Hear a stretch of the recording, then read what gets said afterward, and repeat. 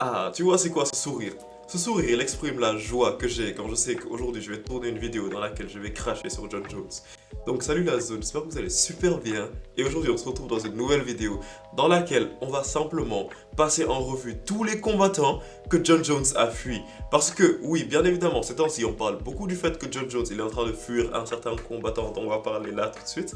Et donc j'ai un petit peu réfléchi à ça et je me suis rendu compte que en fait lorsque l'on y pense et qu'on repasse en revue la carrière de Jon Jones, c'est clairement pas la première fois qu'il fait ça. Jon Jones il est vraiment habitué à fuir, tu vois. Jon Jones il devrait battre Usain Bolt parce que c'est le plus rapide en course. Avant d'aller plus loin, je te conseille comme d'habitude et très fortement de t'abonner à la zone parce que à ce qui paraît, si tu ne le fais pas, Francis Ngannou va venir chez toi à 2 h du matin pour te faire le coup du marteau. Et je pense pas que t'as vraiment trop envie de vivre ça. Surprise, surprise, the king is back! En mars 2020, Jon Jones s'est imposé devant Cyril Gane afin de devenir le champion de la catégorie heavyweight. Et tout le monde l'appelait le GOAT automatiquement. Tout le monde était en mode ouais, Jon Jones c'est le meilleur combattant de tous les temps. Jon Jones il roulait sur l'or, c'était le visage de l'UFC littéralement. Et puis qu'est-ce qui s'est passé?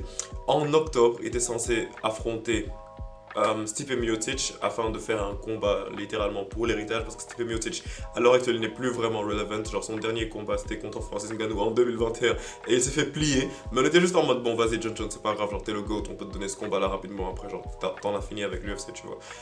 Sauf qu'il y a eu un problème, tu vois.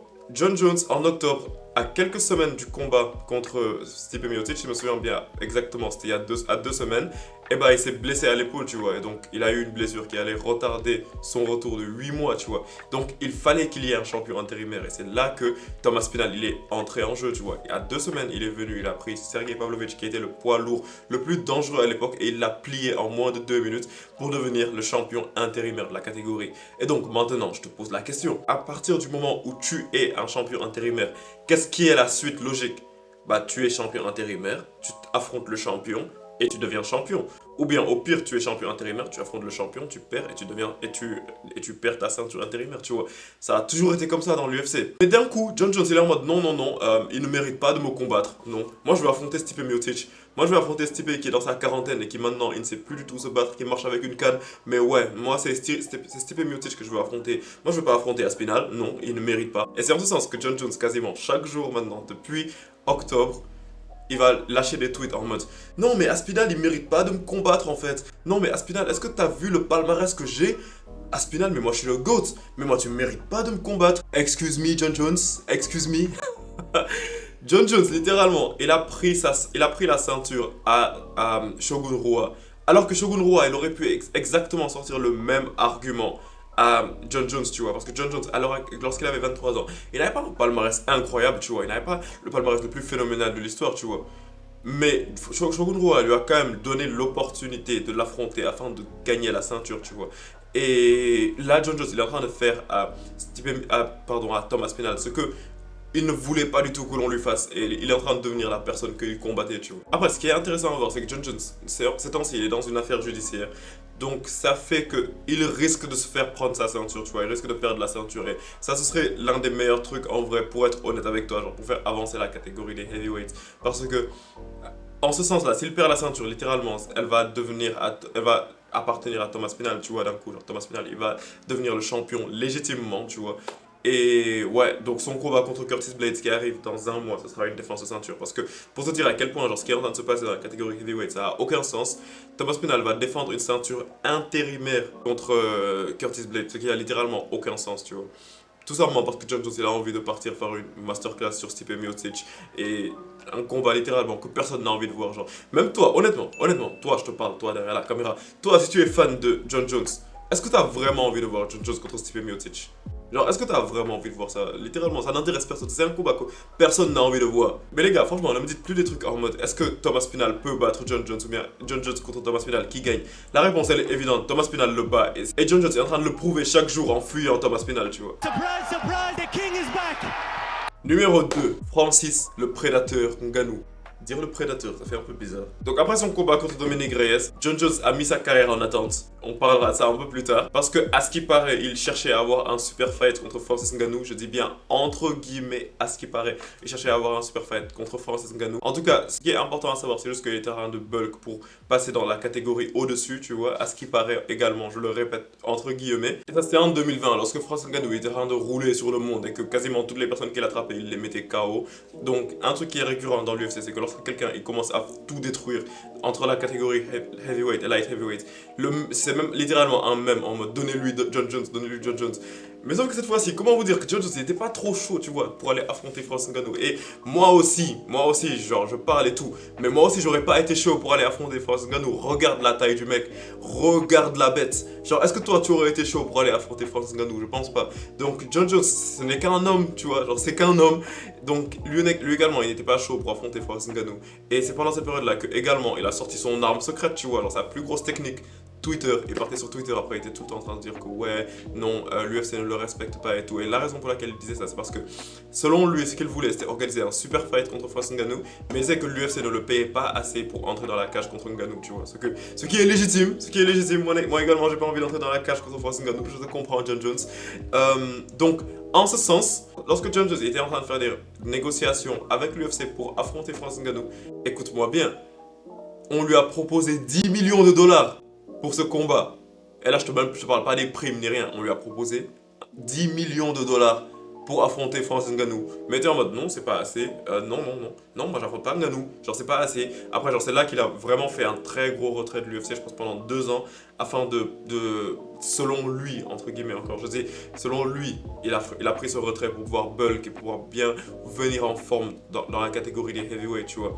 Et pendant toute cette période-là, il disait que ouais, non, l'UFC ne le traite pas bien, ouais, qu'il devrait gagner plus d'argent s'il devait affronter Francis Ngannou et tout. Alors que, mon gars, quelques années plus tard, dès que Ciryl Gane est devenu champion à l'UFC, bah là, Jon Jones, ça le dérangeait plus, tu vois, de se battre contre Ciryl Gane pour 3 millions de dollars. Donc vous allez me dire que Jon Jones, il a dit non à 10 millions pour affronter Francis Ngannou, mais il a dit oui à 3 500 000 pour affronter Ciryl Gane.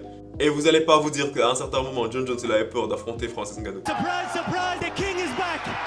La zone, si vous commencez à me connaître, vous savez qu'il fallait que je glisse celui-là à l'intérieur, tu vois. Dominic Reyes contre Jon Jones. Ça, littéralement, c'est l'une des plus grosses, controverses dans la carrière de Jon Jones, parce que Jon Jones, il a quand même beaucoup trop de controverses dans sa carrière, mais c'est l'une des plus grosses controverses dans la carrière de Jon Jones, tout simplement parce que Jon Jones s'est fait battre par Dominic Reyes, tu vois, et ça, il faut que l'on se dise la vérité.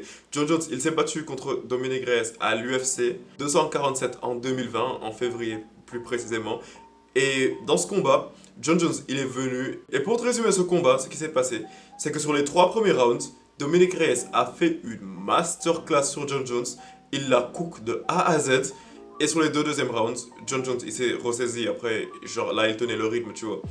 Donc, normalement, c'était un juge normal. Qu'est-ce qui se passe après ça? Bah, tu scores les 3 premiers rounds à Dominic Reyes et Dominic Reyes a gagné le combat. Mais bizarrement, je sais pas les juges ce qui leur arrivait ce jour-là, mais ils ont scoré le match pour Jon Jones et donc Jon Jones a battu Dominic Reyes par décision unanime lors de ce combat. Il y a personne qui comprenait comment ça se faisait que Dominic Reyes ait perdu contre Jon Jones parce que littéralement c'est la première fois que Jon Jones il avait l'air aussi battable, genre c'est la première fois que Jon Jones était aussi exposé. Dominic Reyes il a littéralement fait une masterclass sur Jon Jones, donc il devait être récompensé sur ça en gagnant la victoire, mais non, malheureusement c'est l'UFC et on ne sait pas vraiment trop ce qui s'est passé. Mais après un truc qui est intéressant à prendre en compte, c'est que les gars, les juges c'est juste des humains, tu vois, et les humains font des erreurs parfois, ça arrive, et c'est exactement ce qui s'est passé. Donc ces juges ont fait une erreur et Jon Jones a battu Dominic Reyes sur le papier, tu vois. Alors que en regardant le combat, tu vas directement voir que Dominic Reyes a battu Jon Jones, tu vois. Mais maintenant, ce qui est important, c'est même pas le combat, tu vois, mais c'est le fait que, étant donné que c'était un combat qui était aussi serré entre les deux, bah le truc le plus logique, ça aurait été que Dominic Reyes obtienne son rematch juste après sa défaite contre Jon Jones, tu vois. Mais le problème, c'est que après que Jon Jones ait battu entre guillemets Dominic Reyes à ce combat, bah juste après ça, Jon Jones il était là après, il disait ouais non, en fait le truc c'est que moi je vais changer de catégorie parce que maintenant il n'y a plus de challenge dans ma catégorie, tu vois. excuse me, genre tu viens d'avoir le combat le plus difficile de ta carrière. Là c'est obligatoire qu'il y ait un rematch, tu vois. Là tout le monde est d'accord sur le fait que le prochain combat de John Jones, ce sera John Jones vs Dominic Reyes 2, tu vois. Mais là directement John Jones disait, non, il y a personne qui est à mon niveau, genre il y a personne qui est suffisamment intéressant pour que je l'affronte dans cette catégorie. Donc là maintenant je vais aller chez les heavyweights. Et après genre chez les heavyweights aussi, il y a quelqu'un qui était en train de fuir, mais c'est de ce dont je te parlais juste avant. Donc ouais, donc John Jones était littéralement bloqué là-bas. Et j'ai l'impression que c'est pour ça qu'il a mis sa carrière en stand-by pendant environ 2 ans, le temps de pouvoir bien chiller. Et juste après pour pouvoir monter chez les heavyweights pour battre Cyril Gane une fois que Francis Ngannou n'était plus là. Franchement, ça c'est l'un des problèmes, genre là je mets ça entre parenthèses, genre ça c'est l'un des problèmes les plus importants lorsque tu es invaincu. Parce que lorsque tu es invaincu, tu as trop peur de perdre.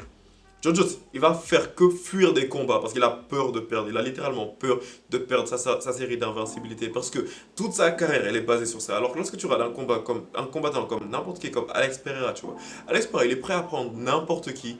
Et j'ai l'impression que c'est lié au fait qu'il a déjà perdu contre Israel Adesanya. Donc ça fait que maintenant, il est en mode, ouais, peu importe qui vient, let's go, on y va. Genre, je suis pas invaincu, il n'y a pas cette pression de l'invincibilité sur moi. Si je perds, j'ai perdu, c'est la vie. Mais là, je peux y aller, je donne tout, je donne tout, je donne tout, je donne tout. Et je casse la gueule à tout le monde, tu vois.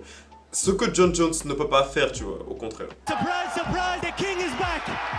Et en dernier, je vais te parler du combattant dont on s'attend le moins lorsque l'on parle des combattants que John Jones a fui, mais il s'agit de Chael Sonnen. Parce qu'à l'UFC 151, John Jones était censé affronter Dan Henderson pour défendre sa ceinture, tu vois. Et le truc, c'est que John Jones, il se préparait pour le combat contre Dan Henderson, et à quelques semaines du main event, donc à quelques semaines de l'événement, je veux dire, John Jones, il a reçu un appel disant que Dan Henderson il a pull out du combat parce qu'il était blessé et donc il était en train de chercher un remplaçant. Et comme remplaçant, ils lui ont envoyé Chael Sonnen. Chael Sonnen qui ne s'entraînait même pas, Chael Sonnen qui était un middleweight et Chael Sonnen qui venait d'une défaite directe contre Anderson Silva. Donc oui, je suis d'accord sur le fait que Chael Sonnen il ne méritait pas un title shot automatique chez les light heavyweight, mais tu sais on est à l'UFC, donc à l'UFC lorsque tu sais bien parler, lorsque tu sais bien te vendre, tu peux avoir de grosses opportunités, tu vois. Et donc Chael Sonnen devait venir en short notice et s'entraîner de ouf et gagner du poids pour monter en light heavyweight afin d'affronter John Jones, tu vois. Donc là, on voyait que dans cette situation, John Jones était super avantagé pour faire une masterclass sans précédent sur Chael Sonnen, tu vois. Surtout que Chael Sonnen, à ce moment-là, était vraiment vieillissant. Il avait 36 ans, tandis que John Jones, il en avait 26, tu vois. John Jones était vraiment à son prime. Et qu'est-ce que John Jones a fait? Bah, il a dit... non, je m'étais pas préparé pour affronter Chael Sonnen en fait. Donc on annule le combat. Et après là d'un coup Dana White était en mode non, qu'est-ce que tu racontes? Genre t'annules pas le combat, like t'es le main event, tu peux pas annuler ça. Si tu annules ce combat, tu vas annuler tout l'événement de l'UFC 151. Et John Jones il a tout simplement fait.